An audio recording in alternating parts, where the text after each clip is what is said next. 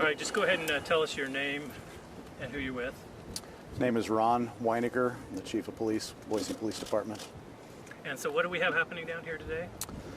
So just before 11 o'clock this morning, 10:54 a.m., dispatch received a call and officers responded to a subject and the 1100 block here of South Dale Street.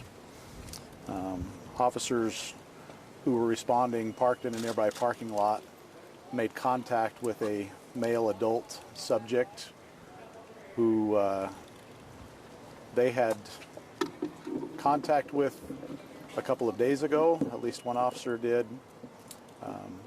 Officers responded and made contact with this subject as he came out of his apartment. They were down in the parking lot. They had some dialogue with him prior to him indicating that he was going to go back inside, which the officers indicated was fine. He did not return inside, but rather came down the stairs into the parking lot. At some point there, he produced at least one weapon and ultimately multiple objects that could be used as weapons. Officers requested that he drop those weapons, gave commands for him to do so. He did not do that and ultimately aggressively charged at the officers with those weapons in his hands.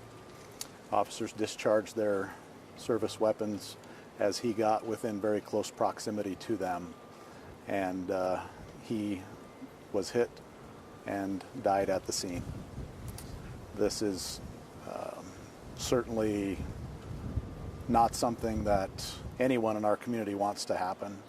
The officers don't want to be involved in situations like this. The community members around us certainly don't want this to happen in their community, and things like this appear to be happening all too frequently in our city and in our community.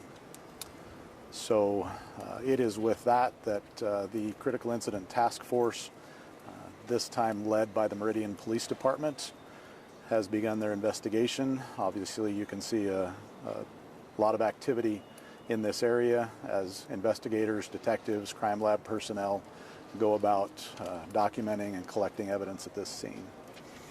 This is far too frequently happening in our community, and it's a problem and an issue that is much bigger than just a police problem.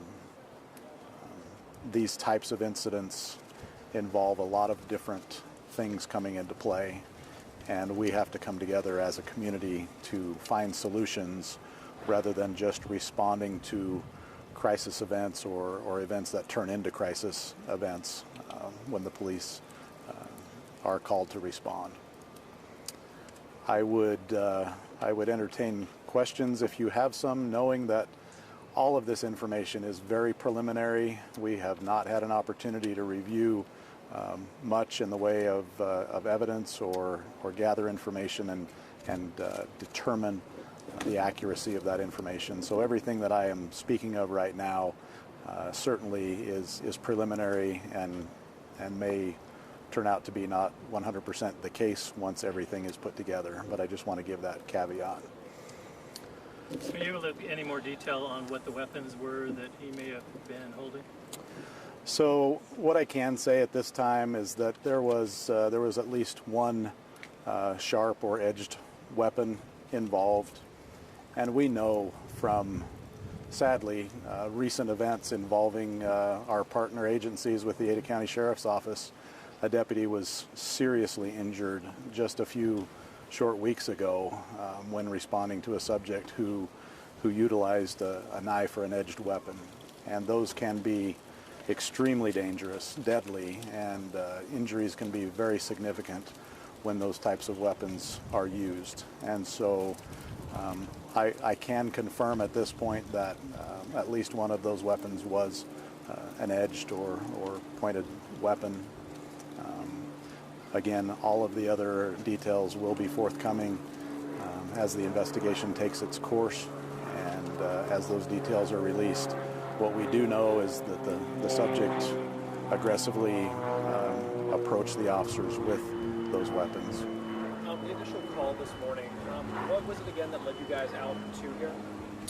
So it is believed at this time that the subject who was involved and who is now deceased was actually the one who called dispatch and requested officers to respond to his location.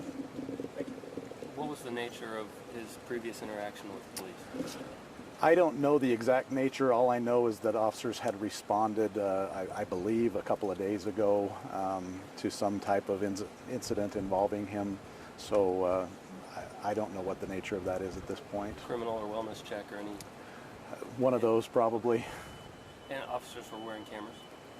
It is my understanding that officers were wearing cameras, the officers that were involved in this. I don't know at this point if all of the officers on the scene were recording or not, but that will be part of the investigation, certainly. And it is my belief that they were and that they did, but again, to be confirmed. Do you know how many officers were involved in this?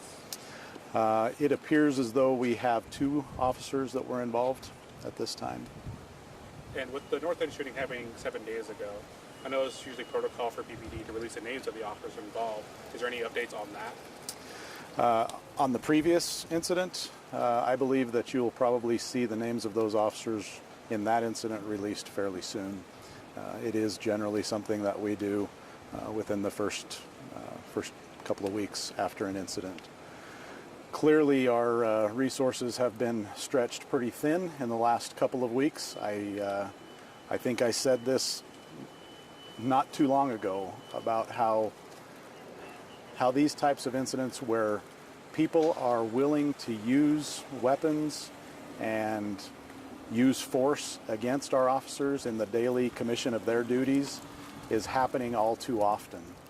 And there are many things contributing to that. I don't know what they all are, but there have to be some things that we can do to address those problems before someone gets to the point where they will use deadly force or use weapons against officers. The solutions are in our mental health professionals in our community. They are involving certainly our corrections and probation and parole and those types of entities. They are in our families and our neighborhoods and our churches. There have got to be some solutions that we can come across as a community together to prevent this from happening way too often.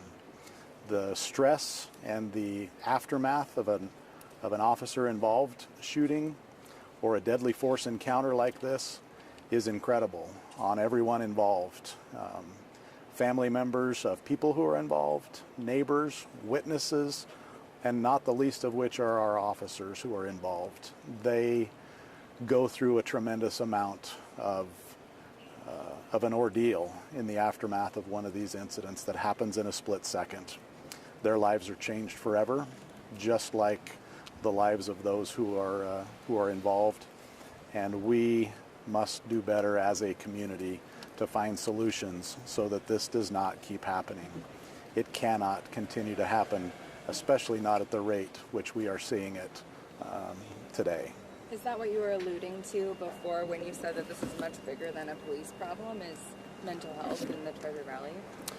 I would say all of those things, yes. Mental health, the criminal justice system, all of those things come into play and are integral in this type of thing when it happens.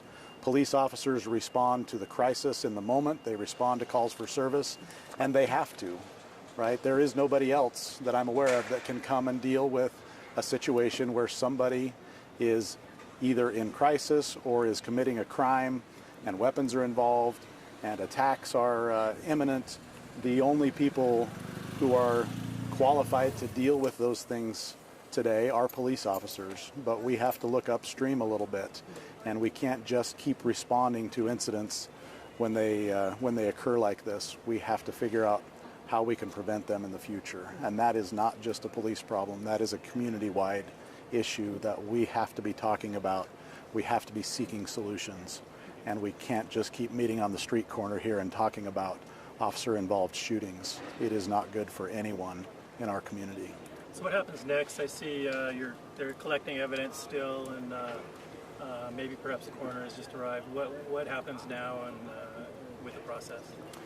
So generally speaking, at this stage in an event like this, certainly the evidence gathering continues.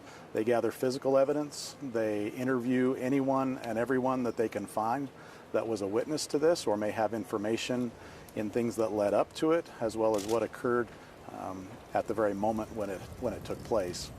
Those pieces of evidence, those interviews are then compiled, collected, documented, and the Critical Incident Task Force, being led by the Meridian Police Department this time, all of those entities that are involved come together and their reports are gathered and reviewed. And then the next step would be certainly today the coroner's office would take the body of the deceased, and there would likely obviously be an autopsy at some point in the very near future. That is part of the investigation, and all of those things come together. After that, once the investigation is complete, which can take many weeks, sometimes many months before that is all completed, all the footage that they can find, body cameras, other recordings if they exist, will be collected and reviewed, and all of that analyzed. It is all bundled up and packaged together and submitted to the prosecutor's office. Generally speaking, the Ada County prosecutor who receives that report in an incident that happens in this county will then submit it to an out-of-county prosecutor for review in an effort to be transparent and an effort to be looking globally and having an independent review. An out-of-county prosecutor will look at that entire thing and decide, according to the law, if any criminal violations exist and make recommendations on any charges. Certainly that happens many weeks and months down the road.